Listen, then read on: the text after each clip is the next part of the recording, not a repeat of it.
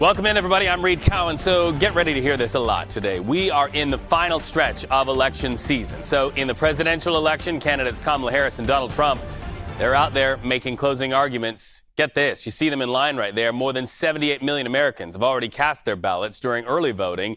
Millions more are expected to do what you're seeing right there, and that is to show up one at a time, face to face, to vote today and tomorrow. Now, where are we? Still anybody's race. The latest CBS News polls show razor-thin margins in Michigan, Pennsylvania, and Wisconsin. Same situation out west in Arizona, also in the state of Georgia, Nevada, and North Carolina. Look at those razor-thin margins. These states will likely decide the results of the presidential elections.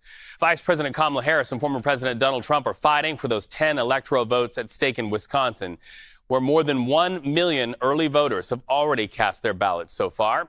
CBS News national correspondent Janet Shamlian is live for us in Milwaukee. Janet, how are officials preparing for this huge number of voters that are expected to show up today?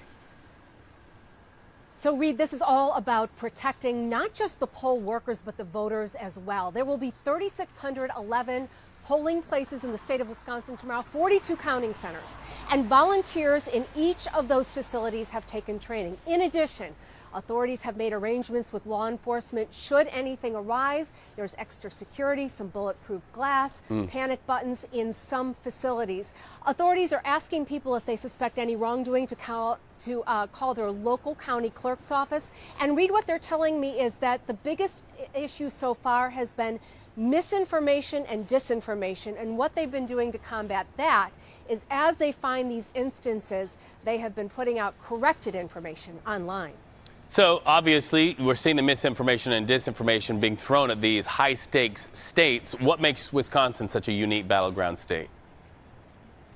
So Wisconsin, with its 10 electoral votes, is not very diverse compared to the other battleground states. It is largely rural and white, unlike Milwaukee, where we are now, or Madison, which is a large blue base as well. So everyone is really going after those red voters, and specifically both campaigns have been targeting in those red areas not just new voters, but people who haven't voted recently. It's really thought that here in Wisconsin that this is going to be decided outside of the cities and by razor-thin margins. Let's look at 2016, when Trump took it by only 23,000 votes in the state of Wisconsin. 2020, Biden by 21,000 votes. All right, so you're talking about those voters. What are you hearing when you talk to them on the ground there where you are? Fatigue, frustration, ready for it to be over. I talked to people going to the Milwaukee Bucks game the other night, and they were just really excited that they were doing something pleasurable that night, going to a sports game, and just really ready for this to be over, and also concerned about when the results here in Wisconsin would come in. We're already hearing cautionary guidance from election officials that it may be into Wednesday before we have results here, Reed. Yeah, this is going to be a long, long wait. Janet, thank you so much. A little peek of what's going on in the state of Wisconsin. You know, arguably, though, one prize that's number one is Pennsylvania. That's why you're going to see Donald Trump and Kamala Harris setting their sights on the Keystone State today. Keystone State key to getting the keys to the White House. Donald Trump will be in Reading, Pennsylvania. Harris will be in Scranton and Allentown.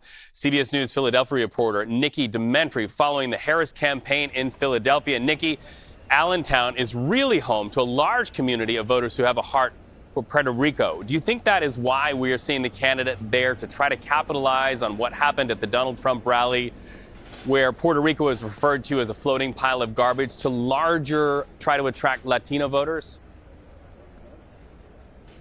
Reed, first and foremost, thanks so much for having us this afternoon. There's a lot going on here in the state of Pennsylvania, as you mentioned. Kamala Harris is going to spend her day crisscrossing the state. You mentioned that she will be in Allentown.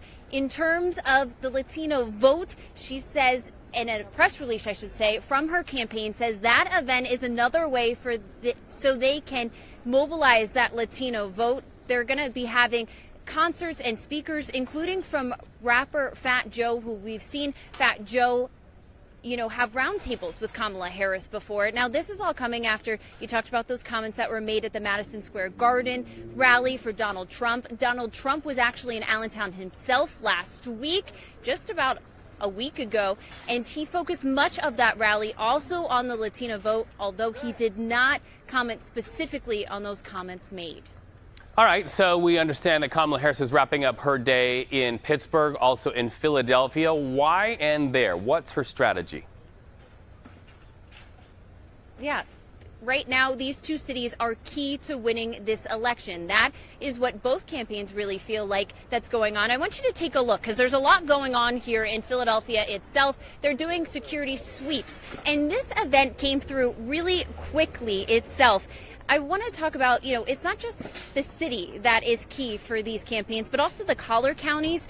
Harris is set to be in Pittsburgh during the early afternoon. Then she's going to hop on a plane and come here to Philadelphia early in the evening to end election eve here in the city of brotherly love. Now, both of these events are going to have a lot of star power here.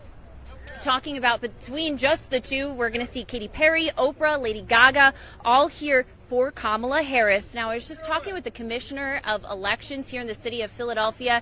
He was telling me he thinks it's going to be a really historic day here tomorrow. Not just weather, because it's supposed to be very warm out here tomorrow, Reed, but also just the turnout as well. And we talked about, will an event like this make a difference? He said time will tell. You're taking a live look right now on Spring Garden Street. That's going to be the entrance for folks to come in.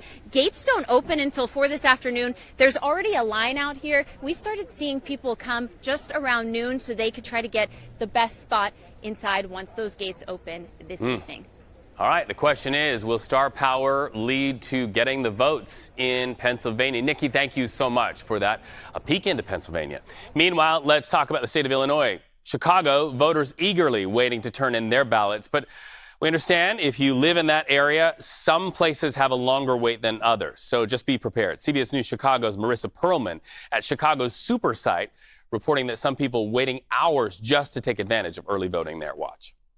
Today is the last day for early voting across the city of Chicago's 50-ward super sites. And here in the Loop, it has been a busy morning at the city of Chicago's super site. While turnout has been strong citywide, it's still lagging behind 2020's numbers. So far, more than 454,000 ballots have been received by the city's Board of Elections, both from early voting and vote by mail. But that's actually a few 100,000 votes less than this point in the 2020 election. Nearly 550,000 pre-election day ballots have been cast across the Cook County suburbs.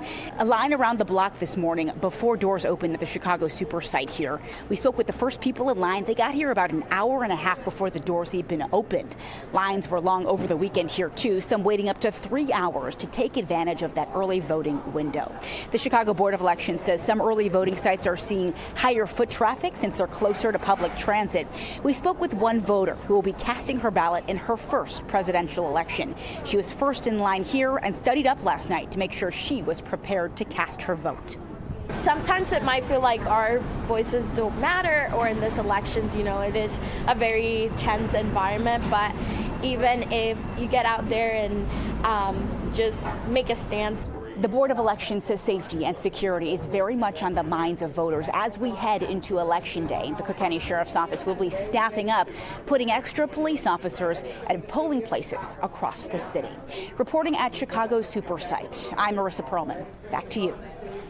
From that, let's talk about voters in Florida. CBS News Miami reporter Morgan Rynor reports that when you break down the numbers by party, one party shows significantly higher turnout at the polls in that state. Here's that.